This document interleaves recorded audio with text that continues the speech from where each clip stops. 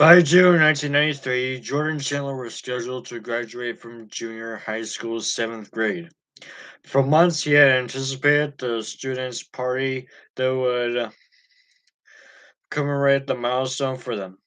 Though Jordan had always been a popular student and had many friends, lately he seemed not to be in communication with many of them. He had become so antisocial since meeting Michael Jackson, his parents were concerned.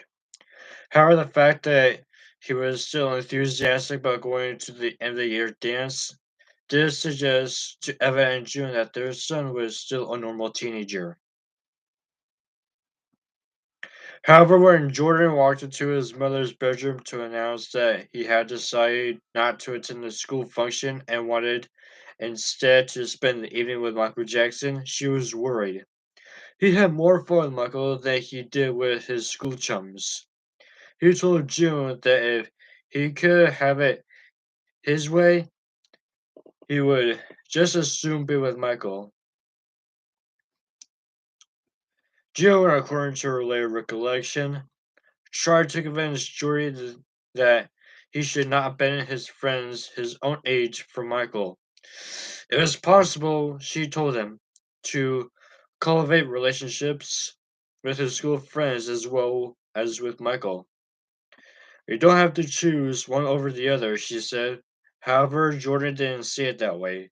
As far as he was concerned, his fellow students didn't understand him the way Michael did, and worse, he said they were unkind to others because they had been conditioned to hate just like adults. Jill was at a loss. Hearing her son parrot Michael's philosophy when disconcerting. You better talk to your dad about it, she suggested.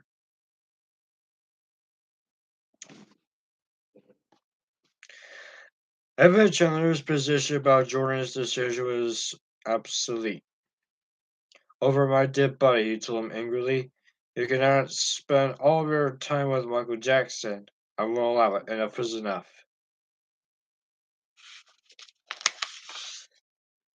Well, you can't stop me, Jordan said diffidently. I'll do what I want to do.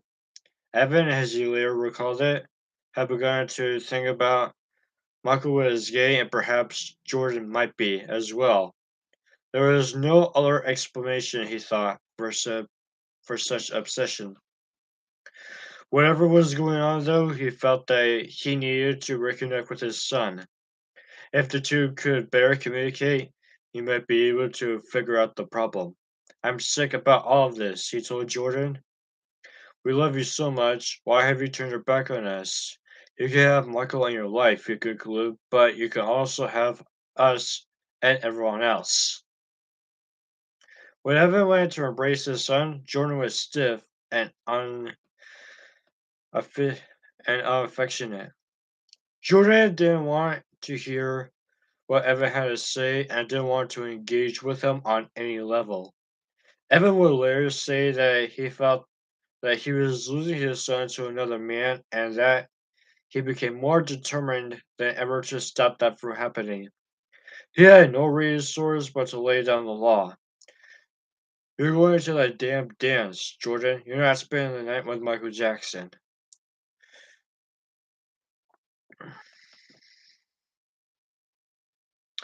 No, I'm not, said the youngster. You never liked Michael, he said as he stormed off. You acted like you did. Michael told me that's what was going on, and he was right. In the end, Jordan did not attend the school dance. He spent the night with Michael.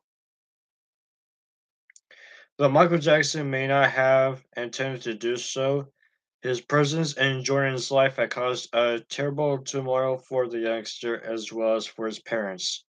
Evan and Jordan, and even his stepfather, Dave Schwartz, the emergence of Michael into their lives and had thrown everything into wild disarray, pitting the three adults against one another and then Jordan against all of them, resulting in distrust and frustration for all. Without effective communication, It was inevitable that there would continue to be serious problems at home for Jordan. Was Buck aware of his part that was happening to Jordan's family? One of his advisors recalls a conversation with him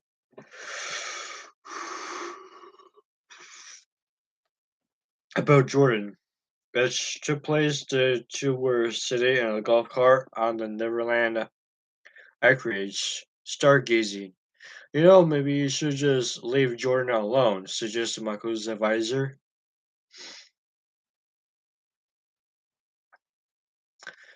Nope, Michael says significantly, recalled his advisor.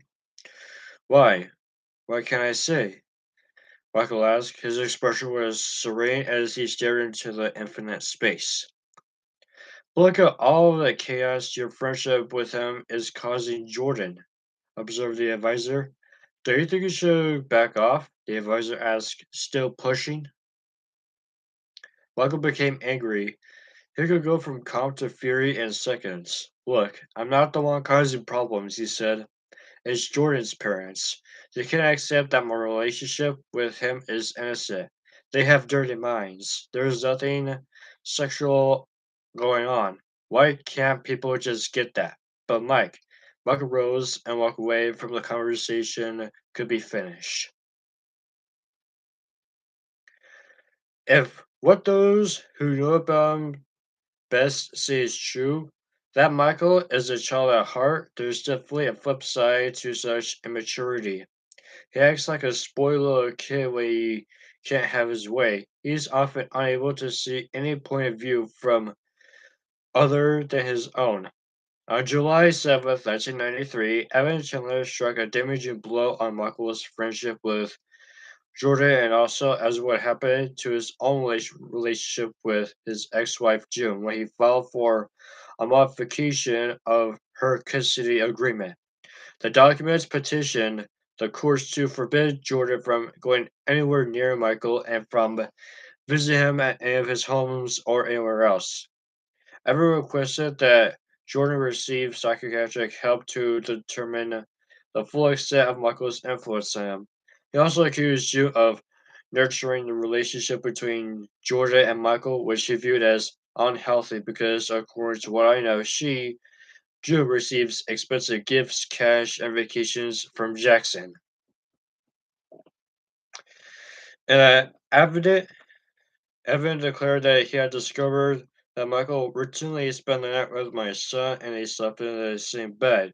I then asked him directly if he was happy with my son. Jackson refused to give me a straight answer. He rather told me that he would continue sleeping with my son and he thought it was cosmic and that he and Jory were made to be together. Michael was hurt and, of course, angry. He was also still unwilling to consider the option of sacrificing his own wants and needs in order to allow Jordan some space to reconnect with his parents. Rather, he viewed the adults in Jordan's life as validation of his personal philosophy that grown-ups cannot be trusted, are certain to act in irrational ways, and can be counted on to sink to the lowest, most base behavior. If Evan had Jordan's best interests at heart, Michael reasoned, surely he would allow such a loving friendship to continue without questioning it and assuming the worst about it. Plus, the heart wants what it wants, and Michael Jackson wanted to be with Jordan Chandler.